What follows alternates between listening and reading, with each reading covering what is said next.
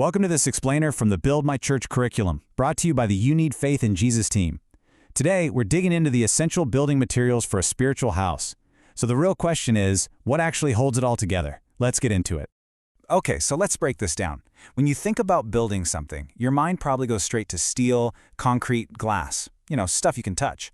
But when the master architect builds his church, the materials list looks, well, a whole lot different. We're talking about prayer, fasting, and the very presence of God. And listen, these aren't just things you do. No, they are the spiritual rebar, the load-bearing walls, the very foundation of a house that's built to last. And here it is, the foundational blueprint, coming straight from the master builder himself. This is Matthew chapter 21, verse 13. When Jesus walked into the temple, he wasn't just tidying up.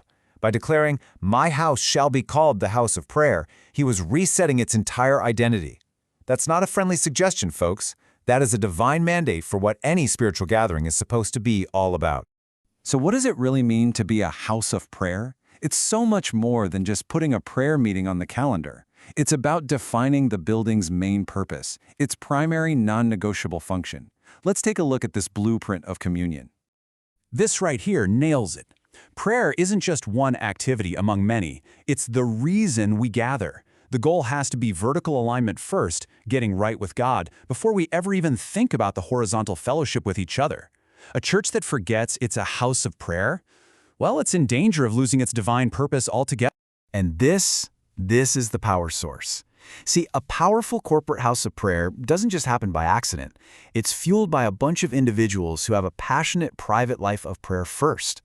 All the strength you see in public is a direct result of the time we spend with God in that secret place, in the closet. That's where the real construction starts. Okay, so we've got the foundation laid with prayer. Now, how do we reinforce it? If prayer is what connects us to heaven, think of fasting as the work we do on the ground to prepare the site. It's some serious spiritual reinforcement. A lot of people think fasting is about what you're losing, but it's really all about what you gain. It's a strategic move. It humbles your soul, quiets all your own noise so you can actually hear God's voice. It sharpens your spiritual senses and clears out all that junk, that fleshly debris. And most importantly, it's a loud and clear declaration that for this project, we are totally and completely dependent on God. And you see this pattern all through the scriptures. In Ezra, when they were about to start this huge rebuilding project, what did they do? They called a fast to seek a right way from God. They knew that God's direction was way more important than their best-laid plans. And then you look at the early church in Acts. They didn't just have a brainstorming meeting. No, it says while they ministered and fasted, the Holy Ghost spoke and kicked off the entire missionary movement. Fasting prepares your heart to receive your marching orders. So why do we do all this? Why build with prayer? Why reinforce with fasting? It's not just about having a strong organization. The ultimate goal, the whole point of this entire project, is to build a place that's fit for the King himself. It's all about hosting God's presence. This verse, this is the heart cry of every true builder. It's this deep soul-level hunger, not just for a good service, but for a place where you can feel the tangible presence of God dwelling. The psalmist is saying he's desperate just to be near God. That's the kind of passion that has to drive our construction. But here's the thing. Here's the sobering warning. It is absolutely possible to build a beautiful church, a busy church, a well-programmed church, and have Christ himself standing on the outside knocking, just trying to get in.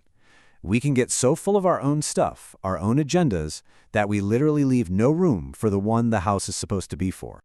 And this verse from Ephesians just sums up the whole mission. The reason we're being fitted together like living stones isn't just to make a nice little community. It's to become a place where God feels at home, a sanctuary where His Spirit can actually rest and reside. Every prayer, every moment of fasting, it's all about making the house more and more habitable for Him. Okay, so this brings this huge, grand vision right down to your front door. We've seen the blueprint for the entire house. Now let's talk about your building assignment. What's your role on this construction site? All right, this is the gut check question for every single one of us. The fire on the church's altar can only burn as bright as the embers we each bring from our own secret place of prayer. So are you bringing fuel to the fire, or are you just showing up hoping to get warm? The real work, it starts in the closet, building up those spiritual reserves we need for the corporate build. Look, Building isn't just some vague idea. It takes real, tangible action. And here are some practical steps. First, schedule your prayer time. Put it on your calendar like it's the most important appointment of your day, because it is.